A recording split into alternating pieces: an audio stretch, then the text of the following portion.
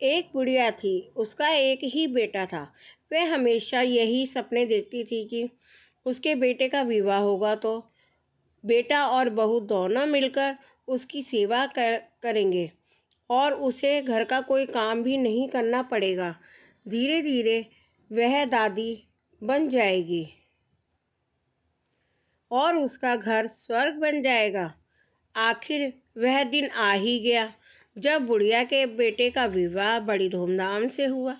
वह दादी भी बन गई, लेकिन संयोग से उसका कोई भी सपना पूरा नहीं हुआ। बुढ़िया का बेटा तो सुबह काम पर चला जाता था और पोता स्कूल चला जाता था। तब बहू उसके साथ बहुत बुरा व्यवहार करती थी।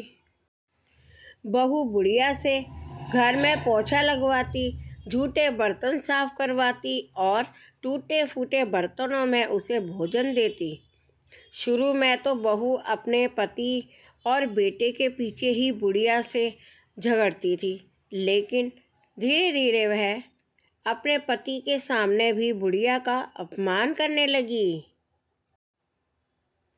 एक दिन टूटे बर्तनों में बुढ़िया को भोजन करते देखकर उसके बेटे को बहुत दुख हुआ। उसने अपनी माँ का पक्ष लेते हुए अपनी पत्नी को बहुत डांटा। पति पत्नी दोनों में बहुत कहा-सुनी हो गई। धीरे धीरे बुढ़िया के बेटे ने भी पत्नी का विरोध करना छोड़ दिया था। धीरे धीरे पोता बड़ा होने लगा तो वह अपनी माँ का विरोध करने लगा। वह अपनी दादी से बहुत प्यार करता था। अपनी दादी पर माँ द्वारा किए गए अत्याचारों को देखकर उसे बहुत दुख होता था। उसे अपनी दादी से हमदर्दी और सहानुभूति थी। अपनी माँ के डर से वह दादी की कुछ भी मदद नहीं करता था। धीरे धीरे पोता बड़ा हो गया और उसका विवाह भी हो गया।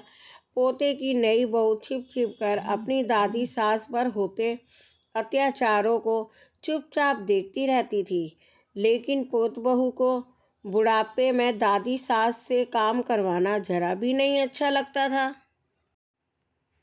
जब कभी पोत बहू बुढ़िया का काम करने में मदद करती थी तो उसकी सास उसे खूब डांटती। पोत बहू जब कभी दादी सास को रोते हुए देखती तो उसे बड़ा दुख होता था।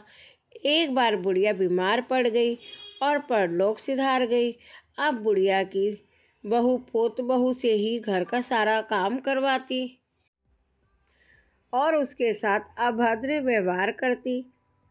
जब पोत बहू ने देखा कि उसकी सास दादी सास की तरह ही उस पर भी अत्याचार कर रही है तो उसने बदला लेने की ठान ली। वह भी अपनी सास से वैसा ही व्यवहार करने लगी जैसा व्यवहार उसकी सास अपनी सास के साथ करती थी। अब तो पोत बहू अपनी सास को फूटी थाली में भोजन देने लगी। यह देखकर उसके पति और ससुर ने बहुत विरोध किया। पोत बहू ने अपने ससुर और पति से कहा, मेरी दादी सास जितनी मेहनती और सीधी थी, जब माताजी उन्हें फूटी थाली में भोजन देती थी तब तो तुम क्यों नहीं बोले?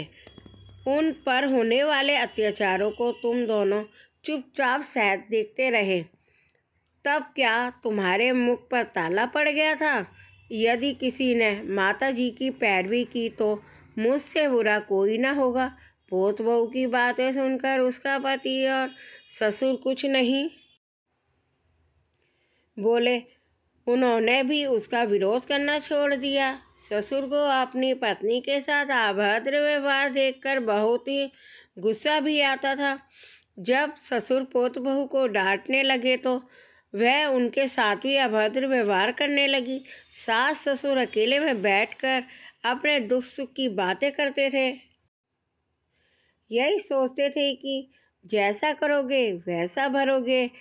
इस कहानी से हमें ये शिक्षा मिलती है कि हमें सबके साथ अच्छा व्यवहार करना चाहिए, क्योंकि जैसा व्यवहार हम दूसरों के साथ करेंगे वैसा ही व्यवहार दूसरे लोग हमारे साथ करेंगे।